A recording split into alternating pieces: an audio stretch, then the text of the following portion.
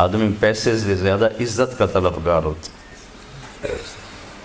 عزت نفس ہر ایک کو محبوب. ایک آپ کو اپنے گھر کا واقعہ سنا. جب یہ ٹریکٹر کا دور نہیں تھا، 59 میں ہمارے والد صاحب سب سے پہلے ٹریکٹر لے کر آئے تھے اس پورے ہمارے علاقے میں. اس سے پہلے بیل ہوتے تھے.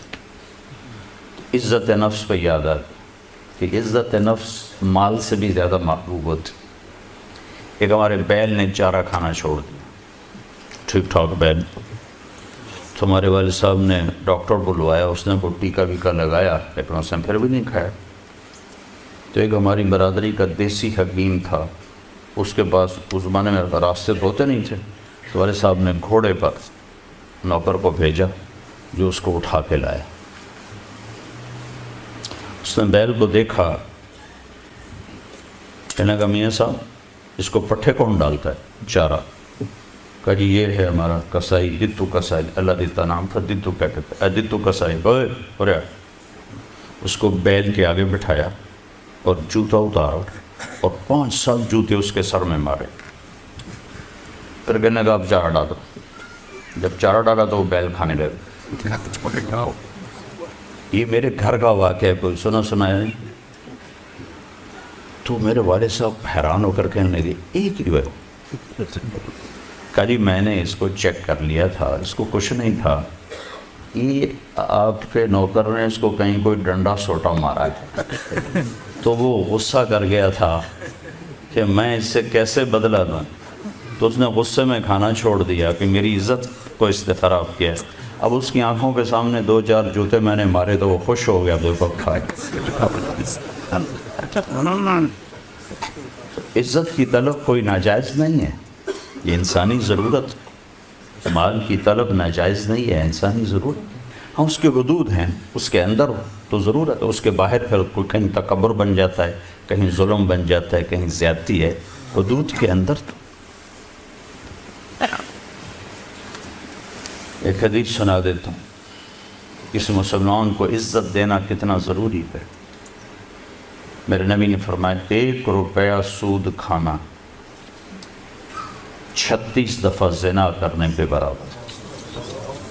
1 روپیہ یعنی 1 پاؤنڈ سود کھانا 36 دفعہ زنا کرنے کے برابر تھا. اس کے بعد آپ نے فرمایا اور تمہیں بتاؤں سب سے بڑا سود کیا ہے؟ جب 1 پاؤنڈ کا سود 36 دفعہ زنا کے برابر ہے تو آپ نے فرمایا اب تمہیں بتاؤں سب سے بڑا سود کیا ہے؟ الاستطالۃ فی عرض المسلم، مسلمان کو بعزت کرنا سب سے بڑا سود.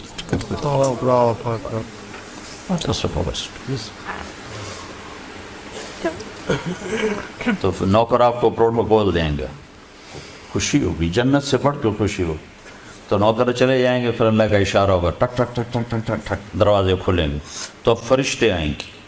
والملائکۃ یدخلون علیہم من کل باب. اب یہ کروڑوں کی تعداد میں آئیں گے، کہیں گے سلام علیکم سلام علیکم سلام علیکم. چاروں طرف سے جب سلام ٹھوکیں گے کہیں گے بھائی تم نورانی مخلوق ہمیں سلام کیوں کر رہے ہو؟ کہیں گے بما صبرت، وہ جو آپ نے لندن میں صبر کی زندگی گزاری، یہ اس کے بدلے میں ہمیں اللہ نے کہا جاؤ سلام کر. غفلت کے دیس میں آپ نے بیدار ہو کے زندگی گزاری، اندھیر نگری میں آپ نے اللہ کو سامنے رکھ کے زندگی گزاری. جب چاروں طرف شراب اور زنا عام تھا آپ نے اللہ سے ڈر کے زندگی گزاری. سلام سلام سلام. تو فرشتوں کے سلام ان کو ہوا میں اڑا دے گا. یہ میں پہلے دوبارہ کہہ رہا ہوں کہ عزت نفس، عزت کی طلب بہت بڑی طلب ہوتی ہے، مال سے بھی زیادہ، ڈگریوں سے بھی زیادہ. تو فرشتوں کا سلام انہیں ہوا میں اڑا. فرشتے ابھی وہ اس سلام کا مزہ لے رہے ہوں گے کہ فرشتوں نے سلام. اور آئیڈیل ہوم بتا رہا ہوں، آئیڈیل. تو ایک دم میرے رب کا عرش ایسے کھلے گا، ایک دم نور ہی نور چھا جائے. جب ایسے آنکھیں اٹھا کر دیکھیں گے واہ واہ واہ، اللہ سامنے ہوگا اور اللہ کہے گا سلام قول من رب الرحیم، اب تمہارا رب بھی تمہیں سلام پیش کرتا ہے۔ اور پروٹوکول کی آخری حد، تمہارا رب تمہیں سلام پیش کرتا ہے، سلامان قولا من رب الرحیم،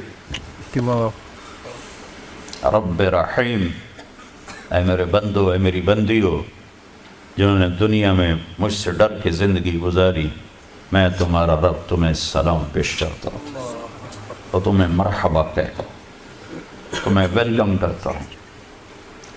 پھر میرے نبی نے فرمایا اللہ ہر ایک کا نام لے کر حال پوچھے گا، ہر مرد عورت کا نام لے گا، نام لے کر گئے، کیا حال ہے، ٹھیک ہے، کوئی تکلیف تو نہیں، کوئی حاجت تو نہیں، کوئی پریشانی تو نہیں۔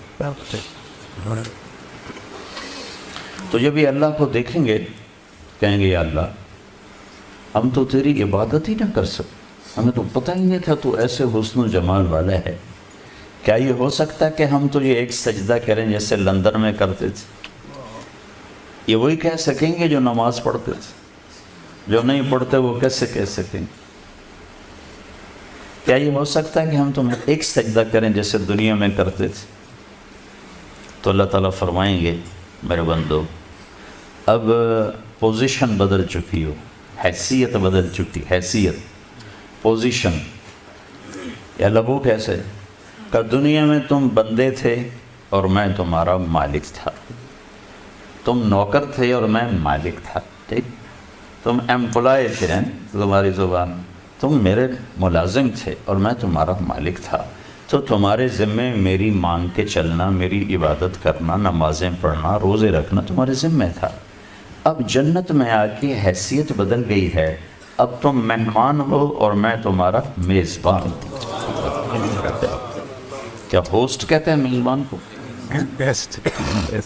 تو اب تم میرے لیے مہمان ہو، میں تمہارا ہوسٹ ہوں، اور مہمان کو تکلیف نہیں دی جاتی، مہمان کو بٹھا کے کھلایا جاتا ہے، جاؤ کلو واشربو، کھاؤ پیو، ہنیئا، ہنیئا کا کیا مطلب ہے؟ کھاؤ، ہر لقمے کی لذت پہلے سے زیادہ پاؤ، کھاؤ، کھانے کے بعد پاخانہ کوئی نہیں، پیو، ہر گھونٹ کی لذت پہلے سے زیادہ پاؤ، پیو، پینے کے بعد پیشاب کوئی نہیں، بیماری کوئی نہیں۔ پھر پینے پلانے کی بھی 3 محفلیں قرآن نے بتائیں کہ یہاں شراب نہ پیو، آپ کے یہاں عام ہے، اس لیے ہر دفعہ میں بتاتا ہوں کہ اللہ کرے آگے والی سوچ دل دماغ پہ چھائی رہے کہ یہاں میرا رب ہر اس چیز سے روکتا ہے جو انسانی وقار کو ختم کرنے والی اور انسانیت پہ داغ۔ تو یہاں کہتا شراب نہ پیو، آگے کیا ہوگا کہ وہاں تمہیں 3 مجلسیں دیکھنے کو ملیں گی، 3۔ ایک کون سی ہے؟ ان الابرار یشربون من کاس کان مزاجها کافورا، وہاں دیکھو گے نیک بندے بندیاں خود اپنے ہاتھوں سے ڈال کے پی رہے ہوں گے۔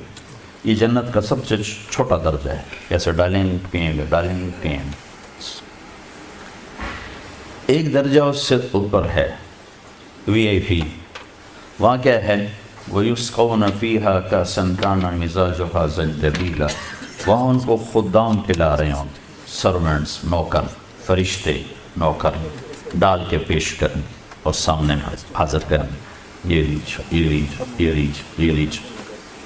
ایک VVIPs ہوگا، سب سے اوپر کا درجہ، وہاں کیا ہوگا؟ وہاں ہوگا وَسَقَاهُمْ رَبُّهُمْ شَرَابًا طَهُورًا، وہاں اللہ خود پلا رہا، اللہ خود پلا رہا۔